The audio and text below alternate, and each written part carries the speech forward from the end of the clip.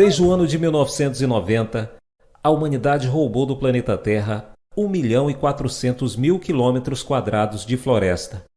A maior parte era floresta tropical, transformada em pasto para o gado ou plantações de soja. A destruição das florestas data por volta do ano em que nasci. 50 anos atrás começou a invasão das florestas tropicais. Já na minha infância, eu sentia isso como um problema, que mexia muito forte com minhas emoções. Não houve outro assunto que construísse facilmente uma imagem clássica de um inimigo. Para mim, os devastadores das florestas eram sempre gente do mal. Até hoje, nada mudou na minha opinião. Só que hoje vejo as coisas um pouco mais diferenciadas. Eu tive a chance de olhar nos olhos deste mal, pois meu amigo Marco conhece um fazendeiro de soja e fomos lá visitá-lo. Foi muito tenso, pois o meu imaginário se pergunta: que tipo de gente será aquela pessoa? Já vou antecipar minha resposta. Continuo a rejeitar 100% o que aquele fazendeiro faz, mas ele não é um desumano. Aqui vocês estão vendo como andamos na sua terra. Ele deu muita atenção a mim. Respondeu todas as minhas perguntas. Tudo foi muito proveitoso. Estamos vendo uma pessoa cuja família migrou algumas gerações atrás da Alemanha para cá. E apesar da temática sobre o qual conversamos com seriedade, a gente deu algumas risadas, pois ele falava um alemão com um dialeto antigo. Mais tarde, quando já tinha me despedido dele, tudo começou a rodar na minha cabeça. As respostas eram totalmente diferentes do que eu tinha esperado. Se eu tivesse falado com um vaqueiro na Alemanha, ele teria dito a mesma coisa. Ao saber que é difícil para um fazendeiro sobreviver de sua produção, pois os mercados exigem cada vez mais por um preço cada vez menor, quer dizer, produz-se às costas dos pobres e na natureza. O ponto decisivo de nossa conversa foi quando ele disse: nos últimos anos está chovendo menos. Menos chuva significa menos soja, significa menos ou nenhum ganho. E o que faz a maioria dos produtores de soja para recompensar este dano econômico? Eles queimam mais florestas para plantar mais soja. Tenho certeza de que, em nosso mundo, há milhares de becos sem saída deste tipo. Nós andamos numa direção, embora a gente sinta por dentro: aqui tem algo errado. Assim não pode continuar. Isso vai terminar em nada. Porém, deste dilema não saímos com nossa força. Creio que essa seja a grande tarefa da nossa geração: apontar novos caminhos que levam a sair deste estilo de vida destrutivo. Cada criança aprende no primário que o homem não sobrevive sem respeitar os círculos vitais intactos. Por que esquecemos essas simples verdades quando nos tornamos adultos? Eu vou lhes dizer francamente que nos últimos anos o trabalho de filmar nas florestas foi muito cansativo para mim, pois experimentar e sentir a destruição na pele ao longo de anos e décadas, tudo isso acaba com a substância. Muitas vezes pensei: onde vai parar tudo isso? E às vezes a gente fica tão abatido que não tem mais força para nada. Mesmo assim, em tempos sombrios, quando se trata de ecologia, como é o momento atual, não devemos desistir. Fiz também experiências boas, principalmente com os povos indígenas. A maioria das tribos não se rende ao seu destino sem reclamar, mas revida contra a destruição deles e dos meios de subsistência de todos nós. E assim cheguei na Mundurucânia, a terra dos mundurucus no rio Tapajós. O Tapajós fica no centro da Amazônia e é o último rio afluente do Amazonas, que ainda não tem uma barragem. Mas, se dependesse de um consórcio industrial, isso mudaria num instante e a consequência seria a inundação de uma boa parte da Mundurucânia. Então, os mundurucus começam uma campanha pedindo também a ajuda do Greenpeace para divulgar a problemática deles no mundo inteiro.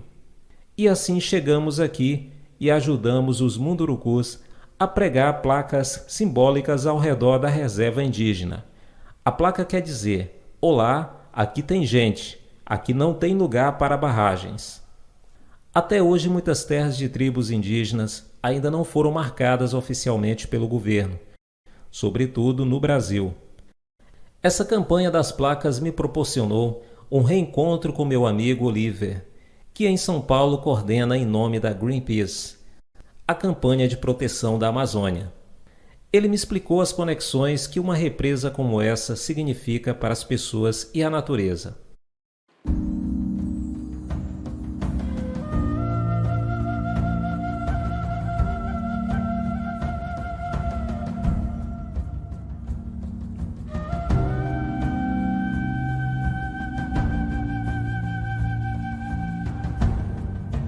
Os planos são bem antigos. Os planos de mega barragens remontam à década de 80, infelizmente. Até hoje planeja-se a realização destes projetos. Para mim, há uma explicação importante para esses megas projetos.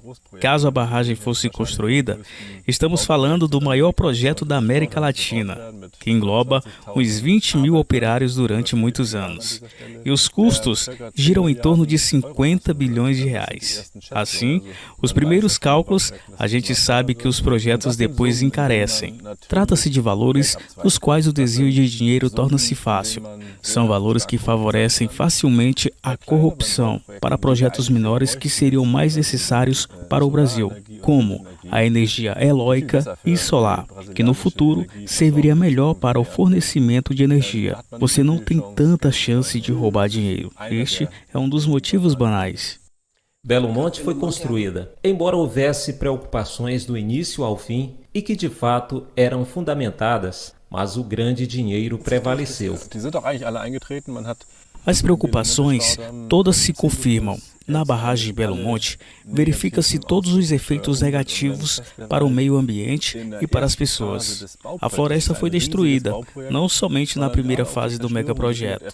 Também, 15 anos depois, continua sendo destruída imensamente, pois a barragem precisa de estradas e infraestrutura. As estradas que foram construídas para trazer todo o material de construção vão atrair cortadores de floresta, vão atrair garimpeiros, vão atrair caçadores de minérios. Então, a onda posterior do desmatamento começa agora. Essa grande árvore atrás de nós, com certeza está na mira dos cortadores ilegais.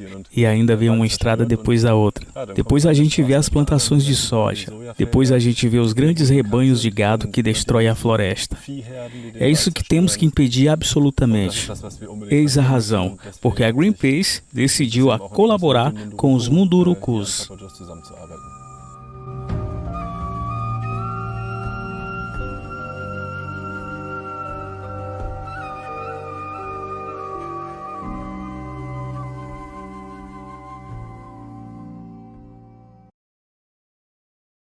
Umas semanas depois desses acontecimentos, algo nos surpreendeu, pois o Tribunal de Justiça no Brasil proibiu a construção desta barragem por falta de perícias abrangentes do impacto ambiental. Eu tinha a impressão de que o projeto foi interditado por causa das Olimpíadas, que estavam acontecendo e eles queriam evitar uma má imagem na imprensa.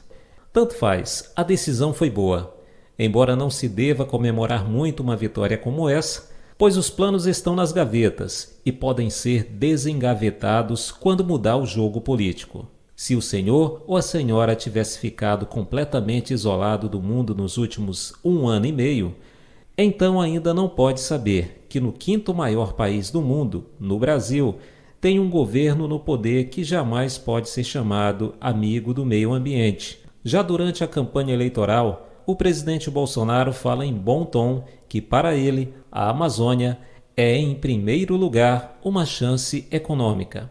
Na visão do mundo dele, as árvores devem ser retiradas e gado e soja levados. Na minha visão de mundo, desde o primeiro dia da posse dele, desencadeou-se um pesadelo sem fim. Ele está afrouxando leis ambientais e esvazia os direitos dos povos indígenas. O mais perigoso em tudo isso é que a destruição da floresta está acontecendo a pleno vapor. As ciências estão unânimes em afirmar que, se continuarmos assim, em poucos anos chegará ao famoso ponto X.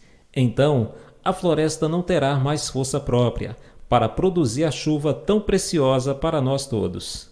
Ao lado das correntezas marítimas, a Amazônia é uma coluna importante pelo clima global. Temos que parar com essa destruição. Como? O que podemos fazer? Como nós podemos construir e participar? Ou estamos impotentes? Creio que seja duas coisas que cada um de nós podemos fazer. Primeiro, um olhar na nossa geladeira. O que tem dentro dela, que contribui com a destruição da floresta tropical? Segundo, o engajamento político, vamos apoiar aquelas situações que podem dar um novo rumo a esta triste realidade. Por exemplo, no momento, o grande perigo é que a União Europeia faça acordo de livre comércio com a América do Sul. A União Europeia quer exportar carros baratos à América do Sul e, ao inverso, importar soja e carne de preço baixo para os supermercados na Europa. Enquanto a política insistir nessas metas, ela ainda não entendeu a gravidade da situação. Portanto, a sociedade se faz importante como nunca antes. Não estamos sozinhos. Somos muitos e podemos mudar as coisas.